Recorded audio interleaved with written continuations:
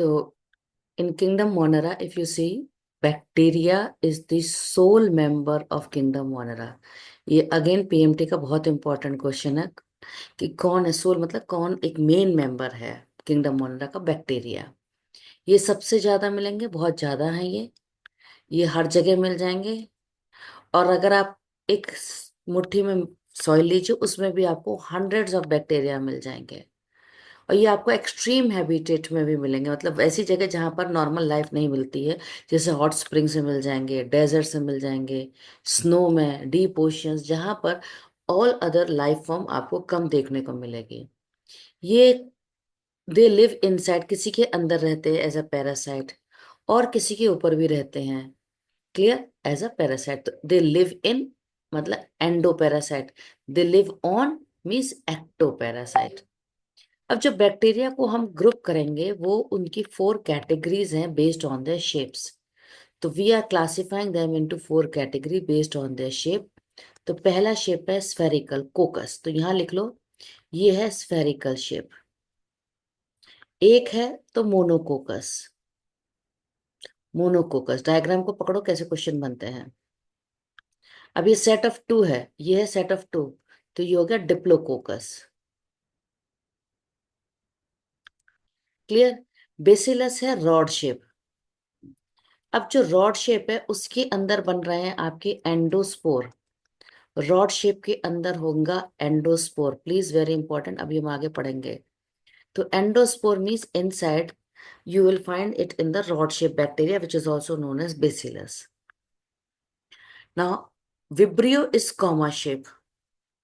तो शेप क्योंकि हमने क्लासिफाई करें based on the shape, spherical shape कोकस, rod shape bacillus, comma shape vibrio, and spirillum is spiral shape. It is spiral shape. तो 4 shapes हो गई आपको याद करने के लिए। कौन सी 4 शेप्स हैं? Spherical shape, rod shape, spiral shape and comma shape. नाम क्या है? कॉमा का विब्रियो, स्पाइरल का स्पाइरलम, रॉड शेप का बेसिलस और कोकस स्फेरिकल। क्लियर? अब यहां पर आ जाइए, देखो नेक्स्ट बैक्टीरिया का हम कहते हैं स्ट्रक्चर बहुत सिंपल है। क्यों सिंपल कहते हैं? क्योंकि हम बैक्टीरिया के पास पढ़ते हैं, ये एक उसके पास आउटसाइड सेल वॉल है,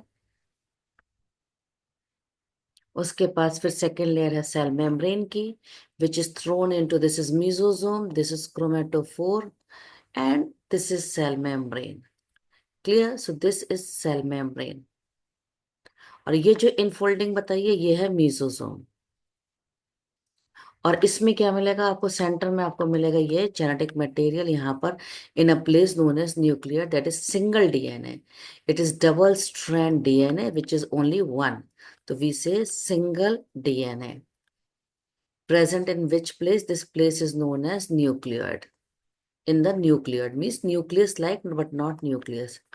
इसके अलावा इसमें क्या मिलेगा? इसके अलावा इसमें आपको मिलेगा एक ribosome which is of 70s। 70s ribosome, बस इससे ज्यादा कुछ नहीं है। यानी कि जो यूकैरियोट के सेल ऑर्गेनेल है वो नहीं है इसके पास। ईआर, गोल्जी, लाइसोसोम नहीं है। तो इसलिए हम कहते हैं बैक्टीरिया का स्ट्रक्चर बहुत सिंपल है। लेकिन जितना स्ट्रक्चर इनका सिंपल है उतना ही इनका बिहेवियर बहुत कॉम्प्लेक्स है। कॉम्प्लेक्स क्यों कह रहे हैं बिहेवियर हम लोग? क्यों? क्योंकि एक्चुअल में क्या है, ये अगर न्यूट्रिशन देखोगे तो न्यूट्रिशन में भी ये ऑटोट्रॉफ है, ये हेट्रोट्रॉफ है। प्लस अगर इनका रिप्रोडक्शन देखोगे तो रिप्रोडक्शन में भी ये बाइनरी फिजन भी कर लेते हैं, सेक्सुअल रिप्रोडक्शन भी, अ primitive type of sexual reproduction कर सकते हैं। और हम लोग क्या देखते हैं, इनके पास बहुत ज्यादा एक्सटेंसिव मेटाबॉलिक डाइवर्सिटी। तो ये 3 लाइन आपकी बहुत इंपॉर्टेंट स्टेटमेंट लाइन है एनसीईआरटी की। Bacteria structure is simple, complex behavior and they show extensive metabolic diversity। अभी मैंने बताया था बैक्टीरिया क्या है, ये ऑटोट्रॉफ है। और ऑटोट्रॉफ में भी प्रीवियस वीडियो में हमने पढ़ा था कि ऑटोट्रॉफ ये 2 तरीके के करते हैं, फोटो ऑटोट्रॉफ और ये करेंगे कीमो ऑटोट्रॉफ। फोटो ऑटोट्रॉफ में जो एनर्जी सोर्स है वो एनर्जी सोर्स कहाँ से ले रहे हैं? एनर्जी सोर्स है इनका लाइट, सनलाइट। सनलाइट इनकी एनर्जी सोर्स है। कीमो ऑटोट्रॉफ में एनर्जी सोर्स कौन है? एनर्जी सोर्स है इनका inorganic compound. Inorganic compound energy source है। कार्बन सोर्स क्या है? कार्बन सोर्स दोनों के पास कार्बन डाइऑक्साइड यूज करेंगे क्योंकि इन्हें अपना खाना खुद बनाना है। तो carbon dioxide is a carbon source but important is energy source. अब सुनो यहां से, देखो, some of the bacteria are autotroph. तो पहली बात तो कुछ बैक्टीरिया ही ऑटोट्रॉफ है, क्योंकि हम कह रहे हैं वास्ट मेजोरिटीज आर हेट्रोट्रॉफ। तो मेजोरिटी बैक्टीरिया हेट्रोट्रॉफ है, कुछ ही ऑटोट्रॉफ है। अब उन कुछ ऑटोट्रॉफ में क्या होगा कि कुछ तो फोटोसिंथेटिक ऑटोट्रॉफ होंगे या फिर वो कीमोसिंथेटिक ऑटोट्रॉफ होंगे। तो ऑटोट्रॉफ की दो कैटेगरी है, फोटोसिंथेटिक ऑटोट्रॉफ और कीमोसिंथेटिक ऑटोट्रॉफ। तो ये फ्यू हैं, यानी कि ये सम बैक्टीरिया है, लेकिन मेजोरिटी कौन है? मेजोरिटी आपके हेट्रोट्रॉफ हैं। तो ये पैराग्राफ के वेरी इंपॉर्टेंट क्वेश्चंस क्लियर। अब आ जाए यहाँ पर, फिर से यहाँ आओ। अभी जो मैंने बताया था कीमो ऑटोट्रॉफ एनर्जी कहाँ से लेगा, यहाँ पढ़ना। Chemoautotroph bacteria will oxidise inorganic substance. मैंने यही बोला था, एनर्जी सोर्स क्या है? Inorganic compound. तो ये ऑक्सीडाइज करेगा इनऑर्गेनिक कंपाउंड को, जैसे नाइट्रेट, नाइट्राइट, अमोनिया, और उससे जो एनर्जी निकलेगी वो एटीपी बनाएगा। तो chemosynthetic autotroph bacteria energy source क्या है उनका? Inorganic compound. उसको ब्रेक करेंगे, उसको ऑक्सीडाइज करेंगे, उससे जो एनर्जी निकलेगी उससे एटीपी बनाएंगे, और उस एटीपी को यूज करेंगे कार्बन डाइऑक्साइड को फिक्स करने के लिए। तो इसका मतलब हम कह सकते हैं ये प्ले करते हैं बहुत important role in recycling mineral like nitrogen, क्योंकि आपने पढ़ा नाइट्रेट और अमोनिया ये सब नाइट्रोजन साइकिल में है। तो ये नाइट्रोजन की रिसाइकलिंग में हेल्प करेंगे, फास्फोरस की रिसाइकलिंग में, आयरन की में, और सल्फर की में। तो यहाँ लिख लो, ये नाइट्रोजन, फास्फोरस, के नहीं लिखना, पोटेशियम नहीं है, आयरन और सल्फर, इन सब की मिनरल की रिसाइकलिंग में ये हेल्प करेंगे। टोटल 4 मिनरल्स हैं। क्लियर? तो ये है आपके कीमो ऑटोट्रॉफ। अभी अपन लोगों ने पढ़ा था वास्ट मेजोरिटी क्या है? वास्ट मेजोरिटी आता है हेट्रोट्रॉफ। अब हेट्रोट्रॉफ में भी कैटेगरी अपन लोगों ने देखी थी यस्टरडे टेबल में, कि पैरासाइट्स होते हैं और सेप्रोफाइट्स होते हैं। सेप्रोफाइट्स मतलब डिकम्पोजर। तो हेट्रोट्रॉफ में भी अगर सेकंड देखोगे, नेक्स्ट कौन इंपॉर्टेंट है? डिकम्पोजर्स है। हेट्रोट्रॉफ में भी बहुत इंपॉर्टेंट डिकम्पोजर्स हैं। तो अगर आपको ये माइंड मैप बनाना है न्यूट्रिशन का, तो ऐसे बना लो, ऑटोट्रॉफ एंड हेट्रोट्रॉफ, और यहाँ लिख लो दे आर वास्ट मेजोरिटी। ऐसे ये वास्ट मेजोरिटी सबसे ज्यादा ये है। अब हेट्रोट्रॉफ की कैटेगरी बनाओ पैरासाइट और बनाओ सेप्रोफाइट, और सेप्रोफाइट के आगे टिक मार दो, यानी कि ये फिर नेक्स्ट हेट्रोट्रॉफ में ये ज्यादा है डिकम्पोजर। सेप्रोफाइट मतलब डिकम्पोजर्स। ऑटो की कैटेगरी बना लो फोटो और कीमो, और आप एनर्जी के लिए एनर्जी सोर्स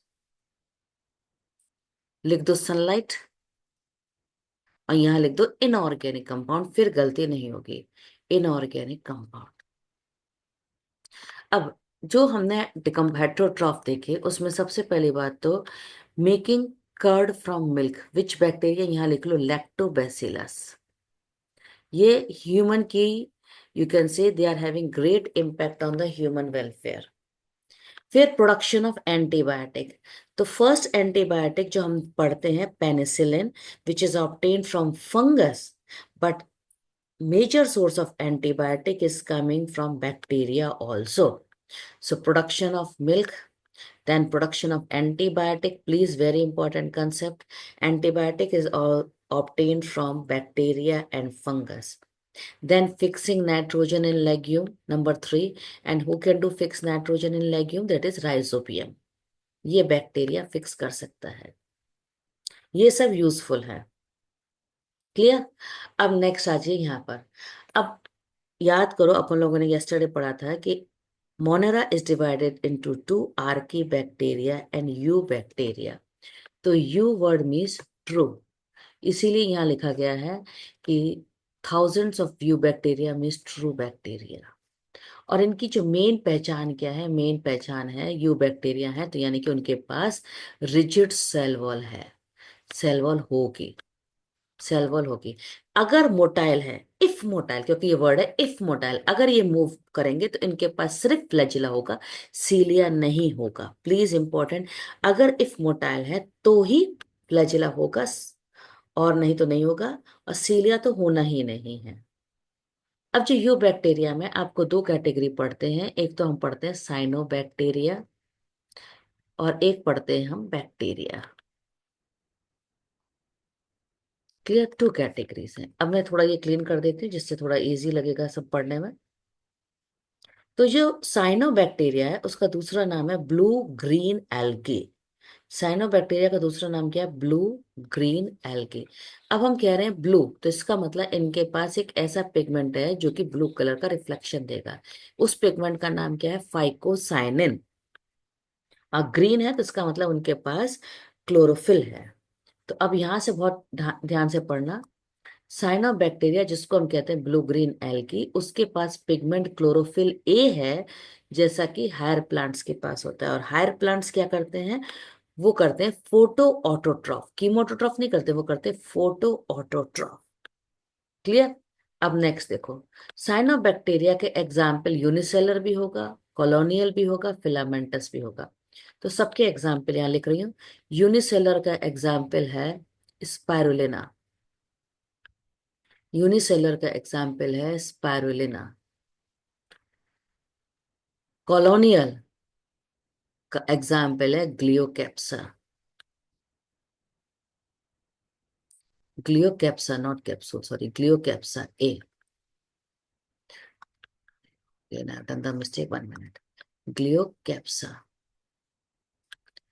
फिलामेंटस के दो एग्जाम्पल हैं, फिलामेंटस के दो एग्जाम्पल हैं। एक तो ये रहा नॉस्टॉक, नॉस्टॉक। दूसरा है एनाबेना, और तीसरा है ऑक्सिलेटोरिया। ये मैं अलग अलग क्यों बता रही हूँ, यहाँ समझना। नॉस्टॉक और एनाबेना के पास ये आपका हेट्रोसिस्ट है। तो heterocyst is seen in nostoc and it is seen in Anabaena but not in Oscillatoria. Heterocyst क्या है? हेट्रोसिस्ट एक ऐसा सेल है जिसके पास कैपेबिलिटी है टू फिक्स नाइट्रोजन। ये नाइट्रोजन को फिक्स कर सकता है। यानी कि जो रिमेनिंग वेजिटेटिव सेल हैं, वेजिटेटिव सेल क्या कर सकते हैं? वो सिर्फ फिक्स कर सकते हैं किसको? कार्बन डाइऑक्साइड को।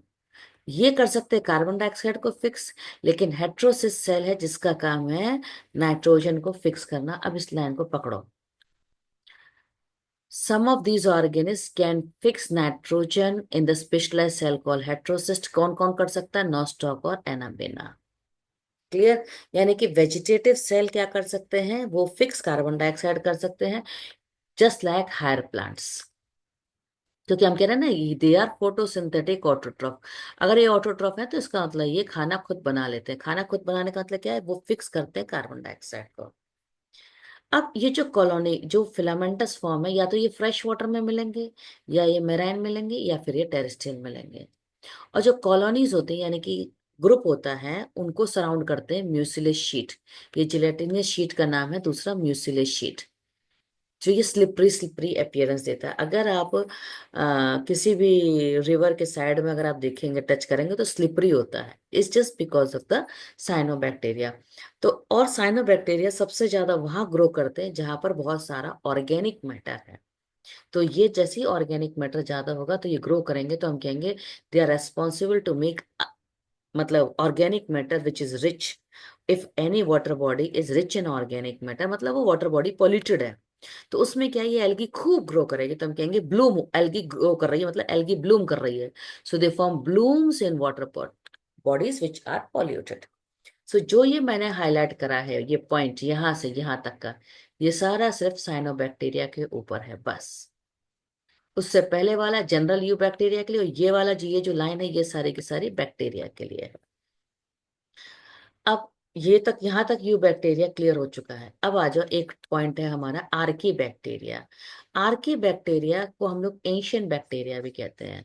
क्यों? क्योंकि इसमें क्या, आपको ऐसे ऑर्गेनिज्म मिलेंगे जो एंशियंट कंडीशंस में सरवाइव करते थे। क्लियर।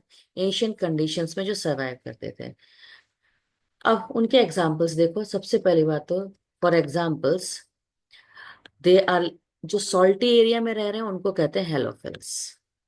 जो हॉट स्प्रिंग, हॉट का मतलब होता है टेम्परेचर, और जो हॉट स्प्रिंग होगी वो सल्फर की होगी, तो सल्फर मीन्स एसिड, तो थर्मो एसिडोफिल।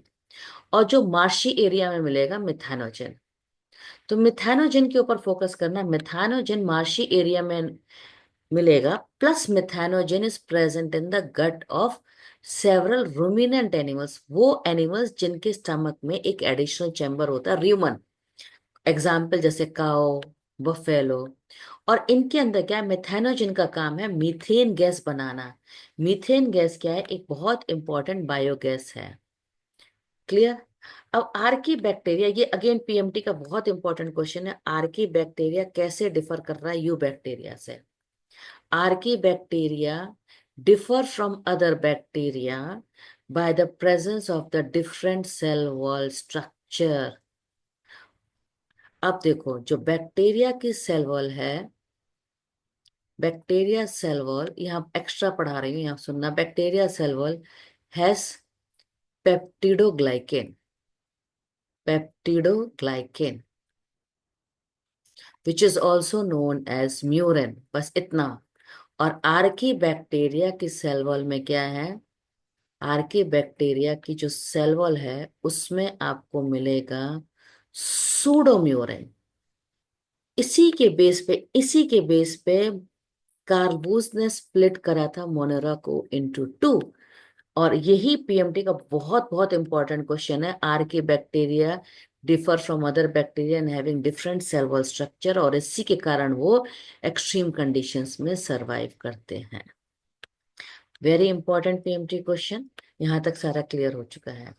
अब आ जाइए, कुछ बैक्टीरिया पैथोजेंस भी होते हैं, जैसे cholera is disease caused by vibrio cholera, typhoid is caused by Salmonella typhimurium, tetanus is caused by Clostridium tetani। ये ह्यूमन की डिसीजेस हैं, मतलब एनिमल को होती हैं।